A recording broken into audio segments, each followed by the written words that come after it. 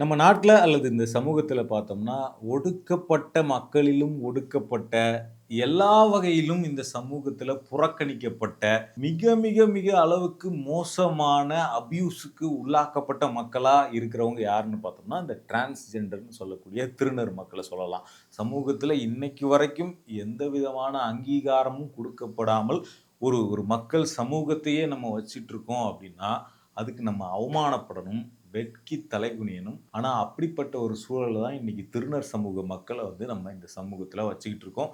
அந்த திருநர் சமூக மக்களினுடைய உரிமைகள் தொடர்பான சட்டத்துல ஒன்றிய அரசு ஒரு திருத்தத்தை கொண்டு வந்திருக்குது. இந்த திருத்தம் பார்த்தோம்னா, இந்தியா முழுக்க இருக்கக்கூடிய டிரான்ஸ்ஜெண்டர் ரைட்ஸ் பேசக்கூடியவங்க, சமூக ஆர்வலர்கள் மத்தியில மிகப்பெரிய அளவிலான எதிர்ப்ப உருவாக்கியிருக்கு.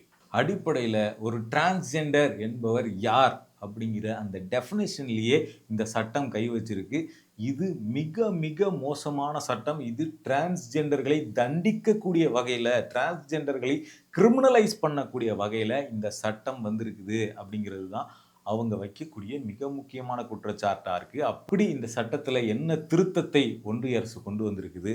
அந்த திருத்தத்தில் என்ன சொல்லப்பட்டிருக்குது அப்படிங்கிறத இந்த வீடியோல டீட்டெயிலா நம்ம பார்க்கலாம். வணக்கம், இது யூட்டன். நான் Vivekanandan. Transgender persons protection of rights act 2019 அப்படின்னு ஒரு சட்டம். இந்த சட்டம் பார்த்தோம்னா, உச்சநீதிமன்றத்தினுடைய உத்தரவின் அடிப்படையில இந்த சட்டம் கொண்டு வரப்பட்டுச்சு. 2019ல கொண்டு வரப்பட்டுச்சு. அதாவது 2014ல உச்சநீதிமன்றம் ஒரு தீர்ப்பை கொடுக்குது. National legal services authority versus union of India அப்படிங்கிற வழக்குல உச்சநீதிமன்றம் திருநர் மக்களுக்கான, டிரான்ஸ்ஜெண்டர் மக்களுக்கான உரிமைகளை பாதுகாக்கிறதுக்கு ஒரு தனி சட்டம் இந்த அடிப்படையில் கொண்டு வரணும் அப்படின்னு ரெக்கமெண்டேஷன்ஸை கொடுத்து, அந்த உத்தரவின் அடிப்படையில் இந்த சட்டம் அப்படிங்கிறது 2019ல் கொண்டு வரப்பட்டுச்சு. இந்த உச்சநீதிமன்றத்தினுடைய தீர்ப்பு பார்த்தோம்னா, நால்சா ஜட்ஜ்மெண்ட் அப்படிங்கிற பேரில் இது அழைக்கப்படுது. ஸோ இந்த 2026ல் இப்போ கொண்டு வந்திருக்கக்கூடிய அமெண்ட்மெண்ட்ல என்ன திருத்தங்கள் செய்யப்பட்டிருக்கு அப்படின்னு முதல்ல பார்த்தோம்னா, யார் டிரான்ஸ்ஜெண்டர், டிரான்ஸ்ஜெண்டர் என்பவர் யார் அப்படிங்கிற டெஃபினிஷன்ல மிகப்பெரிய மாற்றத்தை கொண்டு வந்திருக்கிறாங்க. அதாவது 2019னுடைய சட்டம், யார் திருநங்கை, யார் திருநம்பி, யார் திருநர் அப்படிங்கிறதுக்கு என்ன டெஃபினேஷன் வச்சிருக்காங்க அப்படின்னா, section 4ல 2, a person recognized as transgender under subsection 1 shall have the right to self perceived gender identity. அதாவது இந்த செல்ஃப் பர்சீவ்டு ஜெண்டர் ஐடென்டிட்டி அப்படின்னா என்னன்னா, ஒரு மனுஷன் பிறப்புனால என்ன ஜெண்டர் ஆவனா இருக்கலாம். அதாவது பிறப்பால ஒரு ஆணா இருந்திருக்கலாம் அல்லது பெண்ணா இருந்திருக்கலாம். ஆனால் அவன் வளரும்போது அவன் தன்னை என்ன பாலினமாக உணர்கிறானோ அதுதான் அவனுடைய பாலின அடையாளம். அதாவது செல்ஃப் பர்சீவ்ட், நான் என்னை இந்த பாலினமாக உணர்கிறேன். ஒரு நான் ஆணாக பிறந்திருந்தாலும் நான் என்னை பெண்ணாக உணர்ந்தால், பெண் தன்மை தான் எனக்குள்ள இருக்கு அப்படின்னு உணர்ந்தா, நான் என்னுடைய ஐடென்டிட்டி பெண் தான் அப்படின்னு நான் சொல்றேன் அப்படின்னா, அதுதான் என்னுடைய அடையாளம். செல்ஃப் பர்சீவ்டு ஜெண்டர் ஐடென்டிட்டி அப்படிங்கிறது தான் 2019ல் கொடுக்கப்பட்டிருந்த மிக முக்கியமான விஷயம். அதே மாதிரி இன்னும் சில பிராடரான விஷயங்களை அதில் கொடுத்துருந்தாங்க. டிரான்ஸ் மேனா இருக்கலாம், அல்லது டிரான்ஸ் விமனா இருக்கலாம், அல்லது பர்சன் வித் இன்டர்செக்ஸ் வேரியேஷன்ஸா இருக்கலாம், அல்லது ஜெண்டர் கியூர் அப்படின்னு சொல்லக்கூடிய ஆண் பெண் இரண்டுக்கும் அப்பாற்பட்ட தன்மையுடையவர். நான் எந்த சமயத்தில் என்னை பெண்ணாக உணர்கிறேனோ அப்ப நான் பெண், நான் எந்த சமயத்தில் என்னை ஆணாக உணர்கிறேனோ அப்ப நான் ஆண், நான் இந்த இரண்டு பாலின அடையாளங்களுக்கும் அப்பாற்பட்டவர் அப்படின்னு சொல்லக்கூடிய அந்த ஸ்டேட்டஸா இருக்கலாம். இவங்க எல்லாருமே பார்த்தோம்னா டிரான்ஸ்ஜெண்டர் அப்படின்ற வகைக்குள்ள வர மாதிரியான சட்டப்பிரிவு 2019ல கொண்டு வரப்பட்ட அந்த சட்டத்துல இருந்தது. ஆனா இப்போ என்ன பண்ணிருக்கிறாங்க அப்படின்னு பார்த்தோம்னா, அந்த செல்ஃப் பர்சீவ்டு ஜெண்டர் ஐடென்டிட்டி அப்படிங்கிறத இந்த சட்டப்பிரிவுல இருந்து நீக்கி இருக்கிறாங்க. அதாவது ஒருத்தர் டிரான்ஸ்ஜெண்டரா இல்லையா அப்படின்னு ப்ரூவ் பண்றதுக்கு அவங்க கண்டிப்பாக ஒரு மெடிக்கல் டெஸ்ட்டுக்கு போயிட்டு, அந்த மெடிக்கல் டெஸ்ட்ல டாக்டர்ஸினுடைய சோதனைக்கு உள்ளாக்கப்பட்டு, அதன் பிறகுதான் அவங்க அந்த டாக்டர்ஸ் அறிவுறுத்தி அதை டிஸ்ட்ரிக்ட் மேஜிஸ்ட்ரேட் ஏற்றுக்கொள்ளும் பட்சத்தில் மட்டும்தான் அவங்க டிரான்ஸ்ஜெண்டர் அப்படின்னு ஒத்துக்க முடியும் அப்படிங்கிற மாதிரியான ஒரு புது டெஃபினேஷனை கொண்டு வந்திருக்கிறாங்க. இதுதான் மிகப்பெரிய சிக்கலுக்கு உள்ளாகியிருக்கு. இப்போ சிம்பிளாக நம்ம சொல்லணும் அப்படின்னா, இப்போ நான் ஒரு ஆண் அப்படின்னு நான் சொல்லுவேன். அதுக்கு நீ ஒரு ஆண் அப்படின்னு ப்ரூவ் பண்ணி கொண்டு வா, டாக்டர்கிட்ட போய் நீ ஆண் தானா அப்படின்னு உன் ட்ரெஸ்ஸை கழட்டி பார்த்துட்டு ப்ரூவ் பண்ணி கொண்டு வா அப்படின்னு சொன்னா எனக்கு கோபம் வருமா வராதா? அதே மாதிரி ஒரு பெண் இருக்கிறாங்க. அவங்கள பார்த்து நீ ஒரு பெண் தான்னு ப்ரூவ் பண்ணி உனக்கு சர்டிஃபிகேட் கொண்டு வா அப்படின்னு சொன்னா கோவம் வருமா வராதா? அதே மாதிரி தான் இப்ப என்ன சொல்றாங்கன்னா, டிரான்ஸ்ஜெண்டர் மக்களை நோக்கி நீங்க மெடிக்கல் சர்டிஃபிகேட்ல ப்ரூவ் பண்ணி கொண்டு வா அப்படின்னு சொல்லும்போது, அதுல நிறைய சிக்கல் இருக்கு. முதல்ல அவங்களுடைய டிக்னிட்டி அப்படிங்கிறது பாதிக்கப்படுது. அடுத்தது டிக்னிட்டி மட்டும் கிடையாது. ஒரு ஜெண்டரை ப்ரூவ் பண்றதுக்கு அல்லது ஜெண்டரை டெஸ்ட் பண்றதுக்கு என்ன ப்ராப்பர் மெடிக்கல் டெஸ்ட் இருக்கு அப்படிங்கிற கேள்வி இருக்கு. அப்ப இதனால பார்த்தோம்னா, ஃபர்ஸ்ட்டு திருநங்கைகள் அல்லது திருநம்பிகள் அவமானப்படுத்தப்படுகிறார்கள் அப்படிங்கிறது ஒரு பக்கம். 2வது திருநர்களாக இருக்கக்கூடிய பலருக்கு, "நீ திருநர் கிடையாது" அப்படின்னு ரிஜெக்ட் பண்ணி அனுப்பக்கூடிய வாய்ப்புகளை அரசாங்கம் உருவாக்கியிருக்கு இந்த சட்டத்தின் மூலமா அப்படிங்கிறது தான் இதன் மீது வைக்கக்கூடிய மிக முக்கியமான குற்றச்சாட்டு. திருநர் மக்கள நீ டிரான்ஸ்ஜெண்டர் கிடையாது அப்படின்னு எக்ஸ்க்ளூட் பண்ணக்கூடிய வகையில இந்த சட்டம் உருவாக்கப்பட்டிருக்கிறது அப்படிங்கிறது தான் முக்கியமானது. அதனால தான் டிரான்ஸ்ஜெண்டர் ஆக்டிவிஸ்ட்லாம் என்ன கேள்வி எழுப்புறாங்க அப்படின்னா, நான் என்னை ஆண் கிடையாது, நான் பெண்ணுன்னு உணர்றேன். ஆனா நீங்க என்ன சொல்றீங்க? அதெல்லாம் ஒத்துக்க முடியாது. நீ பொண்ணு கிடையாது. நீ ஆம்பள தான். நீ என்ன பண்ற? போய் ஒரு டாக்டர் கிட்ட போ. உன் ட்ரெஸ்ஸ அவுத்து காட்டு. அவங்க வந்து உங்கள டெஸ்ட் பண்ணிட்டு, அவங்க கிட்ட நீங்க வந்து உங்கள வந்து நீ பெண்ணான்னு அவங்க கிட்ட கேட்டு நீ தெரிஞ்சுக்கோ அப்படின்னு சொல்லிட்டு, என்னை ஒரு ரிசர்ச் ஆப்ஜெக்ட்டாக நீங்க வந்து நினைக்கிறீங்களா? அப்படிங்கிற கேள்விய அவங்க எழுப்புறாங்க. அதனால தான் அவங்க என்ன சொல்றாங்கன்னா, இது வந்து எந்த வகையிலுமே திருநங்கைகளுடைய, டிரான்ஸ்ஜெண்டருடைய ரைட்ஸை புரொடெக்ட் பண்ற ஆக்ட்டாக இல்லாம, திருநர்களை கண்ட்ரோல் பண்ணக்கூடிய ஆக்ட்டாக இது இருக்குது அப்படிங்கிறத சொல்றாங்க. அதே மாரி 2019 ஆக்ட்ல பார்த்தோம்னா, ஒருத்தர் வந்து திருநர் அப்படிங்கிற சர்டிஃபிகேட்ட வந்து வழங்குற அதிகாரம் டிஸ்ட்ரிக்ட் மேஜிஸ்ட்ரேட்டுக்கு குடுக்கப்பட்டிருந்தது. அதுக்கு அவங்களுக்கு வந்து பார்த்தோம்னா, மெடிக்கல் டெஸ்ட் பண்ணி ஆவணும் அப்படிங்கிற அந்த ப்ரீ கண்டிஷன் எதுவும் இல்லாம இருந்தது. அந்த சூழல்லயே பார்த்தோம்னா, இந்த சர்டிஃபிகேட்டை ஒரு திருநர் வந்து அவர் வாங்குறது அப்படிங்கிறது அவ்வளவு ஈஸியான காரியமா இருந்தது இல்ல. பல வகைகள்ல பெரும்பாலான திருநர்கள் அப்படிங்கிறவங்க இங்க அலைக்கழிக்கப்பட்டிருக்கிறாங்க. அந்த சர்டிஃபிகேட் வாங்குற ப்ராசஸ் 2019 ஆக்ட்டினுடைய டெஃபினிஷன் பிராடராக இருந்துமே, மெடிக்கல் சர்டிஃபிகேட் தேவையில்ல அப்படின்ற கண்டிஷன் இருந்துமே, அதை வாங்குறது அவ்வளவு ஈஸியா இருந்தது இல்ல. ஆனா இப்ப நடந்திருக்கிற மாற்றத்துல பார்த்தோம்னா, டிஸ்ட்ரிக்ட் மேஜிஸ்ட்ரேட் என்ன பண்ணுவார்னா, after examining the recommendation of the authority and if he consider either necessary or desirable after taking the assistance of other medical experts. அதாவது முதல்ல ஒரு அத்தாரிட்டி வந்து முதல்ல அவங்க வந்து ரெக்கமெண்டேஷன் குடுக்கணும். இவர் திருநர் தான், இவருக்கு சர்டிஃபிகேட் குடுக்கலாம் அப்படின்னு சொல்லிட்டு ஒரு அத்தாரிட்டி வந்து ரெக்கமெண்டேஷன் குடுப்பார். அந்த அத்தாரிட்டியினுடைய டெஃபினேஷன வந்து ஏத்துக்கிறதா, வேண்டாமா அப்படிங்கிறத வந்து டிஸ்ட்ரிக்ட் மேஜிஸ்ட்ரேட் வந்து அவர் முடிவு எடுக்கலாம். அவருடைய விருப்பப்படி. இந்த அத்தாரிட்டி அப்படிங்கிறவங்க ரெக்கமெண்டேஷன் குடுக்குறவங்க யாரு அப்படின்னா, அவங்க வந்து அதுல என்ன சொல்லியிருக்காங்கன்னா, சட்டத்துல வந்து medical board headed by chief medical officer or deputy chief medical officer. இவங்க வந்து ஸ்டேட் கவர்ன்மென்ட்டோ அல்லது சென்ட்ரல் கவர்ன்மென்ட்டாலயோ அப்பாயிண்ட் பண்ணப்பட்டிருக்கலாம் அப்படின்னு சொல்றாங்க. அப்ப ஃபர்ஸ்ட் டாக்டர்ஸ் சொல்லணும், அவங்க ரெக்கமெண்ட் பண்ணணும். அடுத்தது டிஸ்ட்ரிக்ட் மேஜிஸ்ட்ரேட் அந்த ரெக்கமெண்டேஷனையும் அவர் நினைச்சா ரிஜெக்ட் பண்ணலாம். ஸோ இதுக்கெல்லாம் வந்து எந்த டிஃபைன்டு கிரைட்டீரியாவும் கிடையாது. அதே மாதிரி இந்த லீஃப்லெட் இதழில் வெளிவந்திருக்கக்கூடிய இது சம்பந்தமான ஒரு கட்டுரையில ஒரு மருத்துவர் ரொம்ப முக்கியமான ஒரு பாயிண்ட் சொல்லியிருக்கிறார். அது என்ன அப்படின்னா, there is no medical test to prove anyone's gender. ஒருத்தருடைய ஜெண்டரை ப்ரூவ் பண்றதுக்கு பர்டிகுலரான மெடிக்கல் டெஸ்ட் அப்படிங்கிறது இல்லை அப்படின்னு சொல்லியிருக்காரு. அப்போ பயாலஜிக்கலா நான் எந்த ஜெண்டர்ல பிறந்தேன் அப்படிங்கிறத வச்சு தான் பெரும்பாலான டெஸ்ட் ரிசல்ட்ஸ் அப்படிங்கிறது கொடுக்கப்படும்.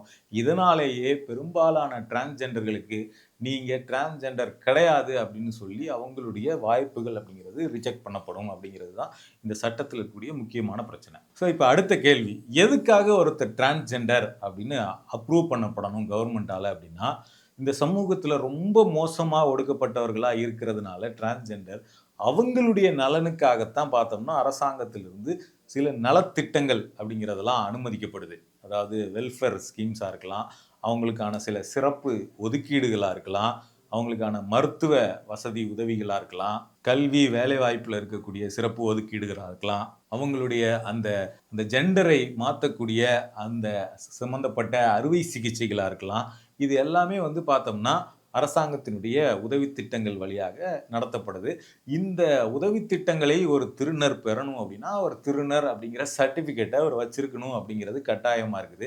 அப்ப திருநர்ங்கிற சர்டிஃபிகேட் ஒருத்தருக்கு மறுக்கப்படுது அப்படின்றது இந்த டாக்டர் டெஸ்ட்டுக்கு போயிட்டு வந்துட்டு, டாக்டர் நீ கிடையாது அப்படின்னு சொல்றாருன்னா, அந்த சர்டிஃபிகேட் மறுக்கப்படுதுன்னா, இந்த எந்த திட்டத்தையுமே அவரால வந்து பெற முடியாது. அப்ப சமூகத்தில புறக்கணிக்கப்பட்ட ஒரு மக்கள் சமூகத்துக்கு வந்து பார்த்தோம்னா, அரசாங்கத்தினுடைய உதவி திட்டங்களையும் வந்து கிடைக்காமல் செய்யறது அப்படிங்கிறது இந்த சட்டத்தினுடைய ஒரு அங்கமா இருக்குது அப்படிங்கிறது தான் அவங்க வைக்கக்கூடிய குற்றச்சாட்டு. அடுத்தது இன்னொரு முக்கியமான சிக்கல். இப்ப பொதுவா டிரான்ஸ்ஜெண்டராக இருக்கக்கூடியவங்க அவங்க ஒரு ஒரு வயது காலத்துல வந்து பார்த்தோம்னா அவங்களுடைய தன்மைகள் அவங்க கிட்ட ஒரு ஒரு ஆண் இருக்காரு அப்படின்னா ஒரு குறிப்பிட்ட வயதுல அவருக்கு வந்து அவர் தான் ஆண் கிடையாது, தன் உடல்ல வந்து பெண் தன்மை தான் இருக்குது, நான் பெண்ணாகத்தான் மனதளவுல இருக்கிறேன், என்னுடைய உடல் மட்டும்தான் ஆண் உடலாக இருக்குது அப்படின்னு அவர் உணர்றார் அப்படின்னா அவர் ஒரு கட்டத்துல இந்த சமூகத்தால புறக்கணிக்கப்படுவரா இருக்கிறார். அப்ப அவரை வந்து அவருடைய குடும்பத்தினர் வெறுத்து ஒதுக்குறாங்க, அவருடைய உறவினர்கள் வெறுத்து ஒதுக்குறாங்க, அவருடைய நண்பர்கள் வெறுத்து ஒதுக்குறாங்க, அந்த பர்டிகுலர் அவர் வாழ்ற ஊரை சேர்ந்தவர்கள் ஒதுக்குறாங்க.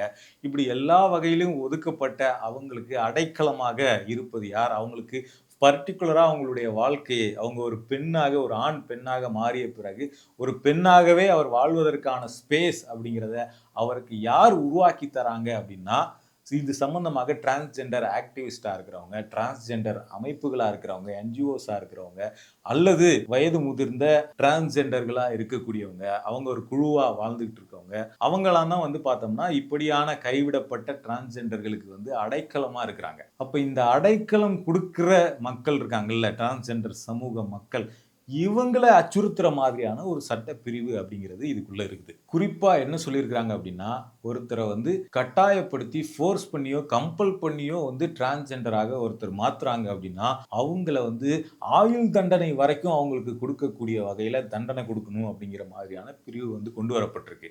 இப்ப இதன் மூலமா என்ன நடக்க முடியும் அப்படின்னா, இப்ப இந்த மாதிரியான திருநங்கைகளுக்கு அடைக்கலம் கொடுக்கக்கூடிய டிரான்ஸ்ஜெண்டர் அமைப்புகளை சேர்ந்தவங்க அல்லது ஏற்கனவே திருநங்கை குழுக்களாக வாழ்ந்துகிட்டு இருக்கிறவங்க அல்லது இண்டிவிஜுவல் திருநங்கையா இருந்து இன்னொரு திருநங்கையா இருக்கிறவங்களுக்கு அடைக்கலம் கொடுக்குறவங்க இவங்களெல்லாம் வந்து பார்த்தோம்னா ஒரு சில கம்ப்ளைண்ட்ஸ் மூலமாகவோ அல்லது இவங்கெல்லாம் இவரை கம்பல் பண்ணி மாத்துனாங்க அப்படின்னு சொல்லிட்டு அவங்கள வந்து தண்டனைக்குள்ளாக்க முடியும். குறிப்பா வந்து பார்த்தோம்னா எந்த ஃபேமிலியிலுமே இப்போ ஒரு பையன் இருக்கிறான், அவன் டிரான்ஸ்ஜெண்டரா இருக்கிறான், அவன் வந்து மாறப்போ விரும்புறான், பெண்ணாக அவன் வந்து உணர்றான், நான் இனிமே ஆண் கிடையாது அப்படின்னு சொல்றான்னா எந்த ஃபேமிலியிலுமே பெரும்பாலான ஃபேமிலிஸ்ல ஃபண்டமெண்டலிஸ்ட்லா இருக்கக்கூடியவங்க தான் பெரும்பான்மையான அப்பா அம்மாக்கள்லாம் அவங்க யாருமே அதை அனுமதிக்க மாட்டாங்க. அப்ப அவன் பெண்ணாக மாறுறதுக்கு யார் தனக்கு உதவி பண்ணுவாங்களோ அவங்கள நோக்கியே அவன் வந்து அந்த உதவிகளை பெறும்போது அந்த வீட்டை சேர்ந்தவங்க இது மாதிரி கட்டாயப்படுத்தி இவனை வந்து பெண்ணாக மாத்துறாங்க, டிரான்ஸ்ஜெண்டரா மாத்துறாங்க அப்படின்ற ஒரு கம்ப்ளைண்ட்டை பொய்யாக கொடுக்கும் பட்சத்தில் அந்த சம்பந்தப்பட்ட டிரான்ஸ்ஜெண்டர் உரிமைக்காக போராடுகிற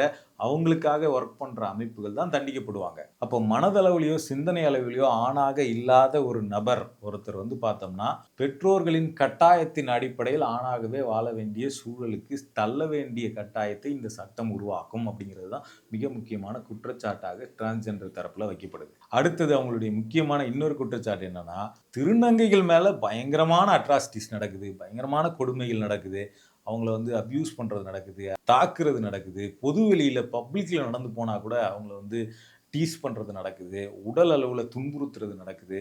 இவ்வளோ நடக்குது. அவங்கள காலேஜஸ்ல படிக்க போனா சேர்த்துக்கிறது இல்ல, ஸ்கூல்ஸ்ல படிக்க போனா பல இடங்கள்ல சேர்த்துக்கிறது இல்ல, எங்க போனாலும் வேலை குடுக்கறது இல்ல, வீட்டிலேயே சேர்த்துக்கிறது இல்ல. இப்படி பல அட்ராசிட்டிஸ் அவங்கள நோக்கி நடக்குது. வெர்பல் அபியூஸ்லாம் வந்து காது குடுத்து கேட்க முடியாத அளவுக்கு நடக்குது. ஆனா இதையெல்லாம் தடுக்கிறதுக்கு சட்டத்தை தீவிரப்படுத்துவாங்களா? இதெல்லாம் வந்து தடுக்கிறதுக்கான முயற்சிகள்ல அரசு இறங்குனா தான் அது வந்து டிரான்ஸ்ஜெண்டர் ரைட்ஸை பாதுகாக்கிறதுக்கான சட்டமா இருக்க முடியும். ஆனா இத தடுக்கிறதுக்கான சட்டப்பிரிவுகள் எதையும் புதுசா உள்ள சேர்க்காம 2019 ஆக்ட்ல என்ன இருந்ததோ அதே விஷயங்கள் தான் இப்பயும் தொடருது. ஆனா டிரான்ஸ்ஜெண்டராக ஒருத்தர் மாறும்போது அவருக்கு அடைக்கலம் கொடுப்பவரை டார்கெட் செய்யற மாரியான ஒரு பிரிவு இதுல சேர்க்கப்பட்டிருக்கு அப்படிங்கிறது, இது என்ன வகையில இத புரிஞ்சுக்கிறது அப்படிங்கிற கேள்வி தான் அவங்க எழுப்புறாங்க. அதே மாரி ஏற்கனவே இருந்த சட்டத்தின் அடிப்படையிலேயே வந்து பார்த்தோம்னா, அந்த சட்டப்பிரிவுகள்லாம் வந்து சரியா தான் பயன்படுத்தப்பட்டு திருநங்கைகள் மீதான அட்ராசிட்டீஸ்க்கு, அவங்க மீதான தாக்குதலுக்கு, அபியூஸ்க்குலாம் சம்மந்தப்பட்டவர்கள் தண்டிக்கப்பட்டிருக்கிறாங்களா? அப்படி எத்தன நிகழ்வுகள் நடந்திருக்குது? அப்படின்லாம் கேட்டா, அதெல்லாம் இன்னும் கேள்விக்குறியா தான் இருக்குது. அப்ப ஏற்கனவே இருக்க சட்டமே செயலற்று இருக்கக்கூடிய சூழல்ல, அந்த சட்டத்தை வலிமைப்படுத்துவதற்கு பதிலா, திருநங்கைகளை கண்காணிக்கிற மாதிரியான, அவங்கள வந்து டெஸ்ட்டுக்கு உட்படுத்துற மாதிரியான, அவங்கள இன்னும் அவங்கள வந்து "நான் சொல்றத நீ கேளு" அப்படின்னு சொல்ற மாதிரியான சட்டப்பிரிவை இங்க கொண்டு வர்றது எந்த வகையில நியாயம்? அப்படிங்கிறது தான் திருநர் சமூக மக்களினுடைய கேள்வி. அப்ப இந்த சட்டப்பிரிவு அப்படிங்கிறது 3 வகையில வந்து திருநர் மக்களினுடைய டிக்னிட்டிய, அவங்களுடைய பாதுகாப்பை கேள்விக்குள்ளாக்குது. முதல்ல வந்து பார்த்தோம்னா, திருநர் அடையாளம் அப்படிங்கிறது அவங்களுக்கு உள்ள இருந்து வரக்கூடிய அடையாளம், அவங்களுடைய அடையாளம் அப்படிங்கிறத அவங்களுக்கு தரக்கூடிய அடையாளமாக இந்த சட்டப்பிரிவு மாற்றுது. 2வது, ஒருவர் திருநர் என்பதை அவர் சொன்னா போதாது, மெடிக்கல் வெரிஃபிகேஷன் மட்டும்தான் அவர் திருநரா இல்லையா அப்படிங்கிறதை உறுதிப்படுத்தும் அப்படின்னு 2வது அடுத்தது சொல்றாங்க. 3வது, திருநர்களினுடைய கம்யூனிட்டி லைஃப்ல ஒரு மிகப்பெரிய ரெஸ்ட்ரிக்ஷனை கொண்டு வராங்க. ஸோ கடத்தல் சட்டம், கட்டாயப்படுத்துவதை தடுக்கும் சட்டம் அப்படிங்கிற பேரில் இந்த ரெஸ்ட்ரிக்ஷனுங்கிறது ஆயுள் தண்டனை அளவுக்கான தண்டனையோடு கொண்டு வரப்படுது. ஏற்கனவே இங்கே வந்து ஒரு நபரை கடத்திட்டு போனாலோ அல்லது ஒரு வயது வராத நபரை வந்து ஃபோர்ஸ் பண்ணாலோ கடத்திட்டு போனாலோ அதை தடுப்பதற்கெல்லாம் ஆல்ரெடி கிரிமினல் ஆக்டில் சட்டங்கள் இருக்குது. ஆனால் திருநங்கையாக மாறுவதற்கு கட்டாயப்படுத்துகிறாங்க அப்படிங்கிறத அந்த சட்டத்தை இந்த பிரிவில் கொண்டு வர்றதுக்கான அவசியம் என்ன இருக்குது, இதுவரை எத்தனை பேர் இப்படி கட்டாயப்படுத்தி மாற்றப்பட்டிருக்கிறாங்க அப்படிங்கிற டேட்டா ஏதாவது கவர்மெண்ட் கிட்ட இருக்கா? இது வரைக்கும் அப்படி எந்த டேட்டாவும் வராத போது, எந்த டேட்டாவையும் அரசாங்கம் வெளியிடாத போது, எந்த அடிப்படையில் இந்த பிரிவு இந்த சட்டத்தில் சேர்க்கப்பட்டது அப்படிங்கிறது தான் இன்னைக்கு மனித உரிமை ஆர்வலர்கள் எழுப்பக்கூடிய மிக முக்கியமான கேள்வி.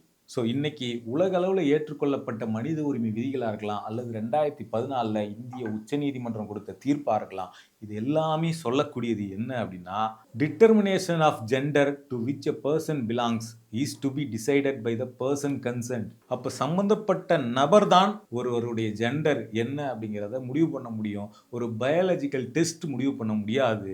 ஏன்னா இதுக்கு பின்னாடி உளவியல் காரணங்கள் இருக்கு, இன்னும் பல காரணங்கள் இருக்கு. அப்போ இதுக்கு வந்து ஒரு பயாலஜிக்கல் டெஸ்ட் மூலமாக இதை வந்து நாங்கள் கண்டறிவோம் அப்படின்னு சொல்கிறதே அடிப்படை மனித உரிமைகளுக்கே எதிரானது அப்படிங்கிறது தான் இன்னைக்கு சர்வதேச அளவில் அங்கீகரிக்கப்பட்ட மனித உரிமை விதிகளில் இருக்குது. அந்த விதிகளுக்கெல்லாம் மாறாக முரணாகத்தான் இந்த சட்ட திருத்தம் கொண்டு வரப்பட்டிருக்கிறது அப்படிங்கிறது தான் இன்னைக்கு வைக்கப்படக்கூடிய மிக முக்கியமான குற்றச்சாட்டு. அதே மாதிரி யோக்யகர்தா பிரின்சிபல்ஸ் அப்படிங்கிற பேரில் அழைக்கப்படக்கூடிய international guidelines on human rights related to sexual orientation and gender identity, அதில் என்ன சொல்கிறாங்க அப்படின்னா, principle number 3, no one shall be forced to undergo medical procedures as requirement for the legal recognition of their gender identity.